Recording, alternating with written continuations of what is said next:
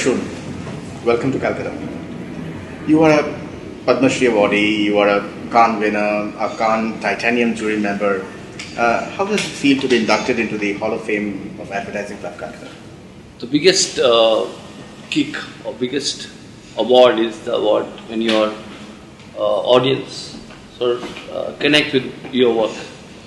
You primarily create for them, and you feel very happy when your creation, your campaigns, your ideas do click with people, and you hear the echo. But at the same time, it's a different feeling when your fraternity acknowledges and your efforts. It's a very warm feeling when your own fraternity does it, because the world we live in is a very competitive world. To be able to appreciate each other, you must be doing something right that your fraternity, beyond which company you come from, acknowledges your efforts, and that feeling for every professional is a special feeling. And I think because we know the profession very closely, we can see the nitty-gritties of it, which consumer does not see. And to be able to appreciate the nuances, to be able to appreciate the efforts of someone, and I think it's quite humbling when you come to a function like this and sort of get an award like a Hall of Fame induction into Calcutta Art Club. I am deeply honored and touched by that. What is your opinion about, let's say, the future business of advertising in the country, especially Kolkata, where it seems most of the brands have been going away or not too interested, people have moved out. So in the context of India and Calcutta, your reactions? I think the times are changing. Earlier the reasons Calcutta had businesses, because the business houses were operating out of Calcutta. That's a very natural choice to have your agency where your client is. But the world is changing.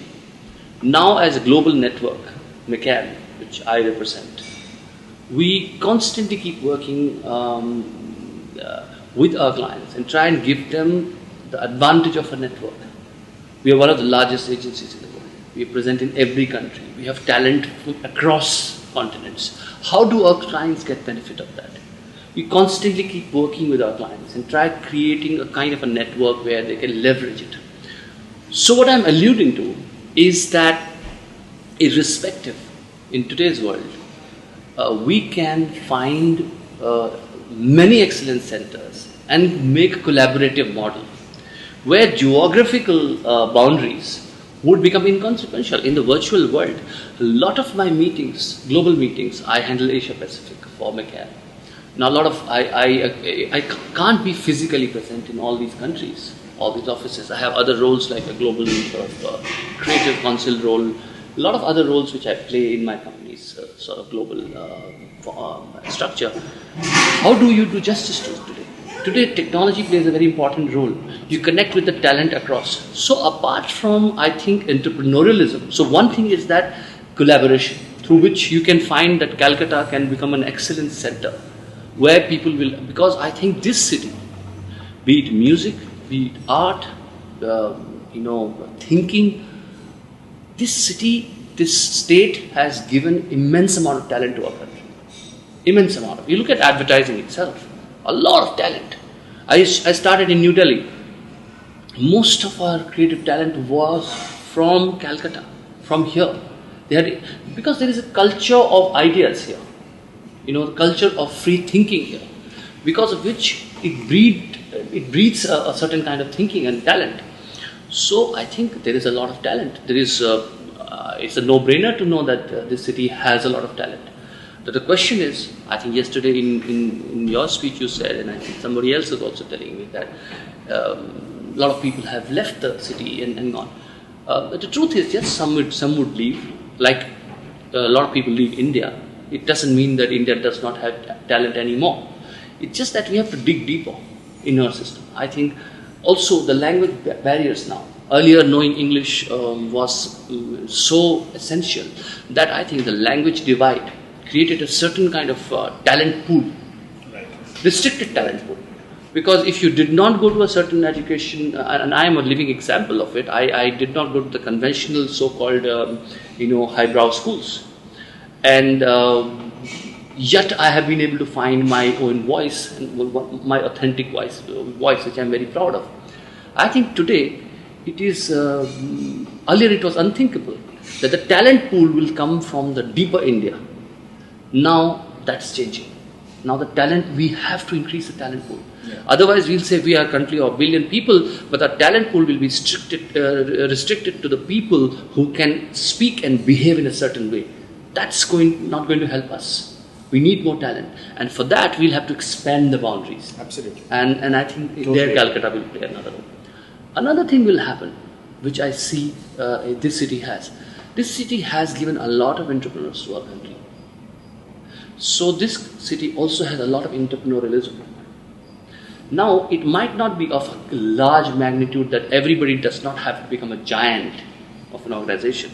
There could be various people who are nurturing a dream, who are dreaming to become entrepreneurs, start their own setups.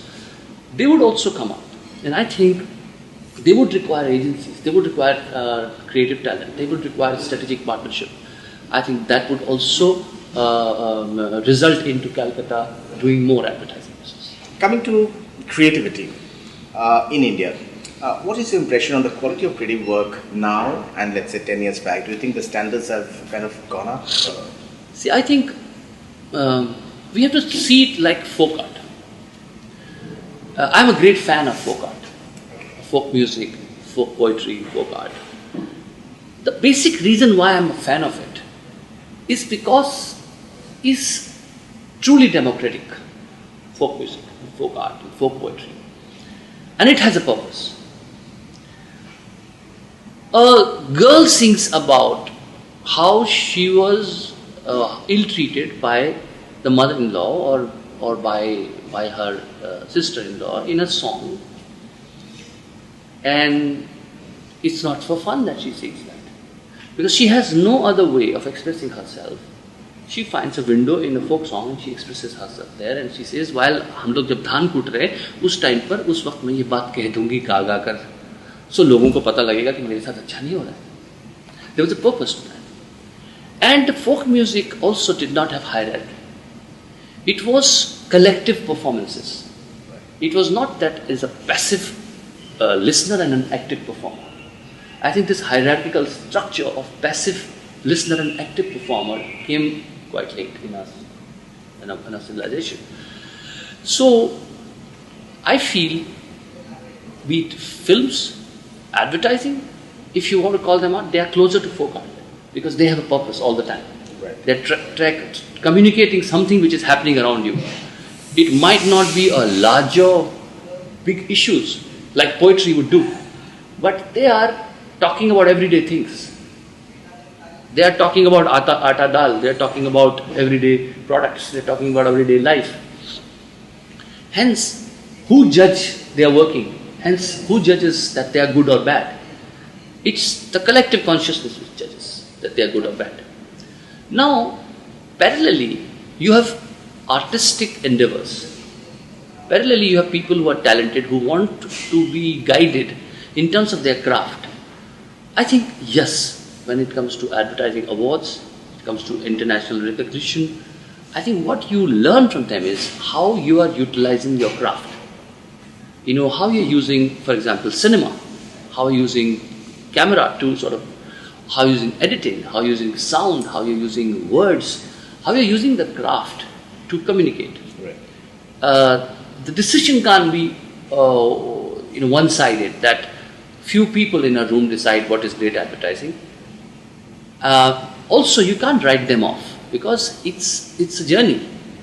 If you chisel something, it's like saying that I don't care for critiques. Well, you should not care for every critique because every body is a critique today. So if you bother about everyone, you would not be able to say anything. But there are some you bother about because those some are the one which keep your conscience alive. Those are the some who keep pushing you in the right direction. So I think it's a collective call of deciding what great advertising is. And if you see where we have come, your question was from earlier today, is it become better or worse? I think better or worse is not, it's always contextual.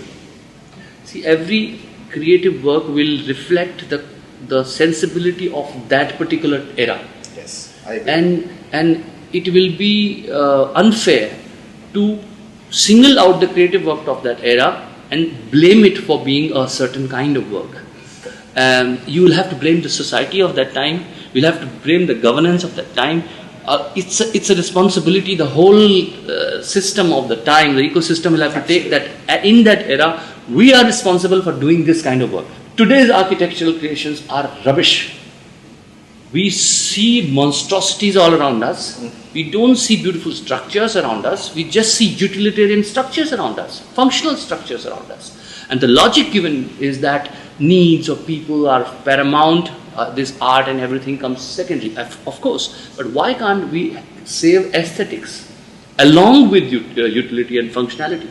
It is possible. But today, I at least am not proud of the architectural structures we have made.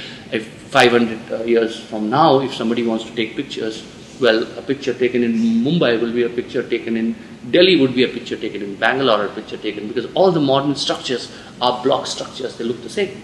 Right. So who would take the responsibility of that? Only the architects or the consciousness of that time, which actually did not rate aesthetics higher. They rated aesthetics as a luxury, and hence they felt that it should take a backseat, and utility and functionality should take front seat. Now that reflects the consciousness of that time. Okay, I'll take a drift. I'll ask you this question. For example, Taproot. It was a wonderful, small, independent agency. Now that got integrated with a global giant. Do you think that they have lost their identity and their flavor? Depends on what kind of deal and what their interest is. There are agencies like Goodby Silverstein. Now they are owned by Omnicom. Right. But I remember meeting Jeff Goodby and in one of my speeches, which was the Subhash Ghoshal Foundation lecture, I remember sort of having an interview with him where he talked about the philosophy of Goodby Silverstein, and he talked about art serving capitalism is what he believes in. He kept the credo of his company alive even after he had a deal with a giant like Omnicom and State. So I think it is the decision of the people. Some people are tired and they are actually looking for someone to buy them over and actually exit. So if you have that mindset, you will have a different, and they have full right to do it. They might feel that I've done my bit, this is what I wanted to do, who are we to sort of take a call on that, it's their call. At the same time, there are few who feel very passionately about what they create and what identity they have built and what ideology they are working on, and they want to maintain that and yet get the benefit of a bigger network, and they do it like Jeff did. Okay. So it's a question of how what your intent is. I don't think if your intent is right, nothing can sort of stop you. But my problem is with people who, from outside, keep taking pot shots at people who actually sell out. The fact is, it's their personal decision. Who are we to sort of take a call on it? It's their life, their decision, their planning. Okay. They're happy with the moolah. Well, okay. Let them enjoy. Okay. So, what is your mantra for creating great communication? Okay. It has to be relevant. It can't be suspended reality. It can't be art for art's sake. It is not art for art's sake. But there has to be a balance. Why I see a lot of hope in this city, Calcutta? Because the amount, see what is happening is because of very aggressive push to business, which should happen in this country. I think art is murmur. Murmurs are not dhols. वो ढोल नहीं है, वो बांसुरी है. ढोल को सुनने के लिए आपको लोगों को खामोश नहीं करना पड़ता है. ढोल आपको खामोश कर देता है। मोमस के लिए आपको लोगों के नाम एक मिनट बांसुरी बजा रहा है। Art is like that. In advertising, art is a murmur. Now, in a system which is a dhol system, there is a danger that artistic part of advertising, artistic part of communication will suffer. And the consciousness to make it and tell people shh exists in this part of the world because of the culture here. And that's the reason I feel increasingly you will see and I want to tell all the youngsters, they don't have to leave the city. Because what happens if you leave the city? You leave that कीड़ा also. आप उसको भी छोड़ दोगे. And उसकी ज़रूरत है आज. Not only advertising industry. I'm telling you from the Indian film industry point of view also, I write feature films as well, and I can tell you even there, art, there is huge amount of importance needs to be given to art there, because they also are becoming exactly the dhol culture, where the numbers are beaten. This has become 100 crores, this has become 150 crore films, this has become 200 crore film, and that is the only way you are saying we are judging the film. You're not bothered about the nuance. You're not bothered about how many people you offended, how you use the language, and it seems that if it's a hit, it is fine. So somehow the consciousness, and it is going to eventually harm, because what happens is, see, the effect of creativity will not be seen in short term. What happens is that when you start repeating yourself, when you start cracking formulas, you think you are sitting, there is no way to crack a formula in creative world. If you think you have cracked a formula, you haven't cracked it actually. So before it's too late, we have to realize that people will start rejecting, and the art of persuasion, which you call, will suffer. Because the freshness will die. As a result, people start saying, "Yaar, ads work nahi kar rahe hain aajkal. I spent so much money, it's not working." Because what has happened? You have started making them formulaic, and people are saying, "Hata yaar, ad aa raha hai." There is, in this country, we have created such interesting ads. When I was writing the Nestle ad, where there are two kids, one is an adopted child, and how she goes on with the child who's already there.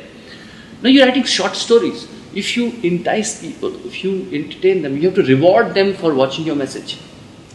You better reward them, because you're taking their precious time. Right. Yeah. So it's important that we do not lose creative edge, and creativity is a murmur which needs to be protected, for the business to be protected eventually. Many well-known people have dabbled both with advertising and cinema. In the end, they have switched over and stayed on with one. You haven't. What is the reason?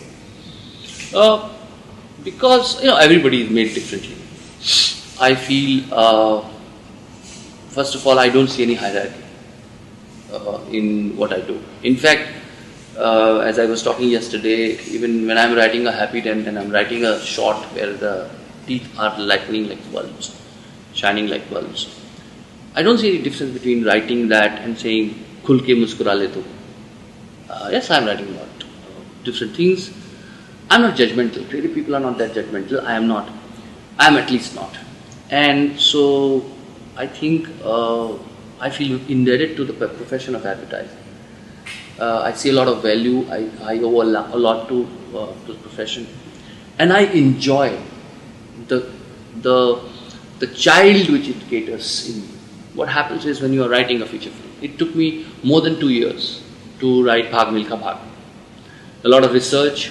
I'll go to Chandigarh, come back, and then write, and again, and try and understand the political atmosphere of that time and the sports culture and everything. So it takes time before it comes out.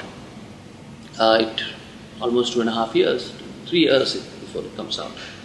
You require a lot of patience for that kind of work to come out. I remember writing the song, Marammad Muqaddar ki kar do Maula, Maula, Maula in Delhi 6. Yes. When I was writing Maula, A.R. Rahman probably had shared the mukhra of that long back with me, a year and a half back. And it was, in fact, he had made it my ringtone so that I will write it. It took me almost 1.5 years to actually come up with an idea that दरारें दरारें हैं माथे पे मौला, मरम्मत मुकद्दर की कर दो मौला, जो भी तेरे दर आया झुकने ये सर आया, मस्तियाँ पिए सबको झूमता नजर आया. Now, advertising, on the other hand, there is a child in me which is very impatient, which sees something out there. It says, jalebi अभी खानी है, अभी चाहिए, मम्मी मम्मी अभी चाहिए. And बेटा कल, वो कल का वेट नहीं कर सकता, उसको आज चाहिए. Right. And that is also part of me. This is the way I am built. Advertising caters to the child in me, which wants it very fast. Instant. And at instant, I think, and you want to see instant effects of it. Yes. Advertising is fast. Within 3 months, you've moved on, you have done another campaign. Right. And that keeps a certain excitement alive in me. And I think eventually you are answerable to yourself. Right. And if I am not excited, I will not do it. Because it excites and it caters to a different side of me, poetry caters to a different side of me. And advertising does a different side of me. And I think both are. So one is for the adrenaline rush, the other is like a. Yeah. Like a. अब हम एक ही इंसान होता है ना, जो माँ के लिए बेटा होता है और पत्नी के लिए हस्बैंड होता है. माँ को तो पता भी नहीं होगा कि ये हस्बैंड की तरह से जब जाता है तो ये किसी और औरत के साथ कैसे बिहेव करता है. The mother will not know, but you are the same person. Absolutely. But you have different avatars. Yes. So I think हम एक आदमी, वो उन्होंने लिखा है अपने निदा साहब ने कि वो एक आदमी में होते हैं 10-20 आदमी, जिसको भी देखना हो कई बार देखना. Right. Do you see that there is a apathy in the youth today? We find them, they're averse to reading, they're averse to traveling, to mingle with the people in villages. Do you think that the youth of today understands the common man? Because if they don't, then they'll possibly not get a grip of the country. You know, there is a worry as well, because it's not necessary. If it's not necessary for your survival, it becomes a luxury. So going out, I am going to see my country. If it is a luxury, it's a shame. Because I hear. I mean, I come from smaller towns. I have roots there. I keep going there, whether it's Uttarakhand, whether it's UP, or wherever I have roots. So, but the people who are confined to say a metro, they're born there, their all relationships are there. They have no reason to sort of travel into the India and see what our country is all about. It's not just Mumbai. It's not just Delhi. It is beyond that. I think there is a worry that people are getting cut off. And plus you are living in the times of these bites, or television bites, or a Twitter bite, and you feel that you know the country by those bites. The experiential part of it, right, is somehow, yes, we need to be a little concerned about it. For nothing else, I mean, if people are surviving, why should they worry? But eventually we'll have to integrate this country. I think, as I keep saying, the excellence centers of excellence should be more than the metros. It should go down in way. You should deeper. So you and me tomorrow should be able to work out of a Muradabad. Absolutely. Okay. Say I live there, and there is this fantastic infrastructure there. Everything which you want for your life is there. And I think I would look forward to an India which is more integrated, where people don't think that this is, hey, I am from Bombay, hey, I am from Bangalore, I am from Calcutta, or I am from New Delhi, and everybody. It easier said than done, because you can see the influx of people coming to these cities today. It is very important that we make centers of excellence in this country, which will integrate the country, and you would not ask this question that are we cut off from the real India? Your take on the campaign that we did for our Prime Minister, Mr. Modi, and the Swachh Bharat Abhijan? See, Modi ji's vision, I think he is very focused, and he wants to deliver the real progress for the country. And Swachh Bharat is something, if you hear, I think yesterday also he in his speech said that, that yes, a lot of people have tried it. In fact, when I wrote the Swachh Bharat anthem, in that the line is Swapna Gandhi ji ka ab sakar karna hai. स्वच्छता का देश में त्यौहार करना है. The fact is that yes, it has been a cause of concern for this country, but the amount of focus which has been given by Modi ji to this particular problem or mission it's unprecedented. It's huge. I agree. Does it help? Of course it helps. Getting celebrities. A lot of people are cynical about people. I myself went and sort of cleaned a colony and organized a cricket match there. You can watch it on YouTube. I also wrote the anthem and the campaign. I'm doing various other things. But why is somebody doing it? Does celebrity? I said, I have only one thing. If there is a choice between not doing and doing, I'll do. Okay. Because what is the other choice? That celebrity will not do. You want them not to do or to do. Now you can say how much impact it has. Now impact is also dependent on how consistently you do it. Yes. See, my worry with our country is before we reach कभी किसी चीज को अंजाम तक पहुंचने से पहले हम उसको छोड़ देते हैं. We have this quasi satisfaction. We are very happy. So sometimes I feel maybe my songs are not doing a great job. Maybe when I write, say अभी अभी हुआ यकीन की आग है मुझ में कहीं हुई सुबह में जल गया सूरज को मैं निगल गया रूबरू रोशनी. Now it motivates people. Does it motivate people? Sometimes I ask, or gives them the pseudo satisfaction of having been done that. So our country there is a certain sense of a pseudo satisfaction of making a lot of noise about something and not doing it actually. For that you require consistency. आप लगे रहे उस चीज को, उसको छोड़े नहीं. And I wish and I hope that the Swachh Bharat mission, which is beautifully started by our Prime Minister, now should not be for no reason, for political, for cynicism, for our cultural reason, for no reason. It should be left in the half finished.